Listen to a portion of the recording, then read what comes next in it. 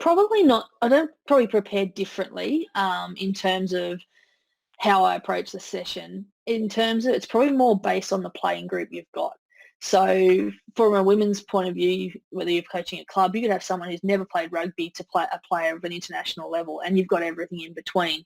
So you've got to be able to keep everyone engaged and keep the training session flowing and challenging each of those players to get something out of it. Whereas with the men, it's probably you have a probably even sort of skill set and knowledge across the group. So it allows you to do things a little bit quicker or advance them a little bit quicker because of just the skill set that the players may have.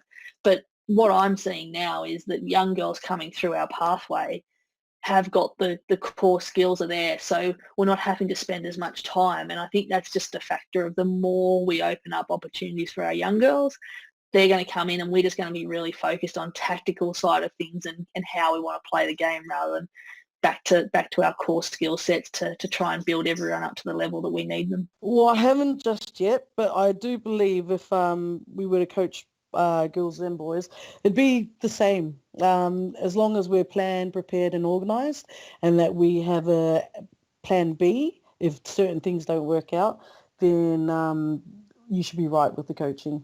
As long as that respect's there, that's good. Definitely.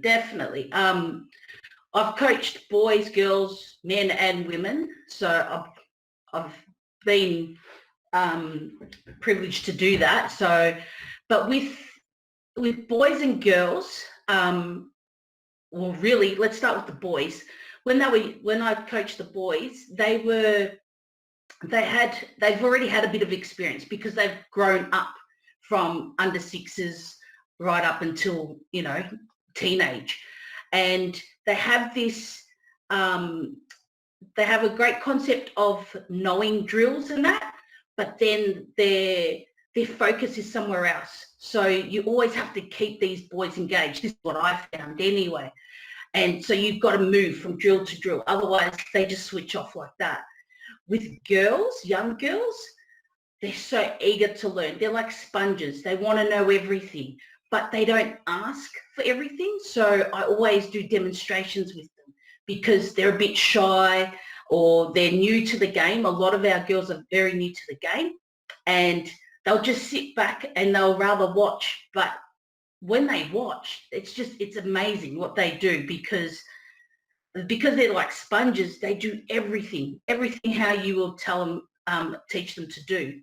With men, these guys that I took on board, which was our senior men's, they knew everything, they were experienced. And, back then they loved to just, hit the ball up. But then I made sure that I broke everything down. So they understood why we're doing it. And at the start, they didn't quite understand it. And as the weeks went by, they were like, oh my gosh, that's the reason why we do that. And I said, yes. And then, it was so amazing. I'll never forget coaching the men.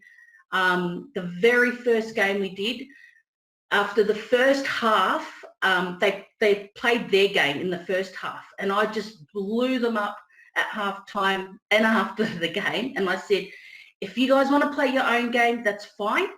And I said, then I don't need to coach you guys. But that was the only game they lost for the entire season. So after that, they learnt their lesson. And you know what? I was so grateful. They won every game, including, the final.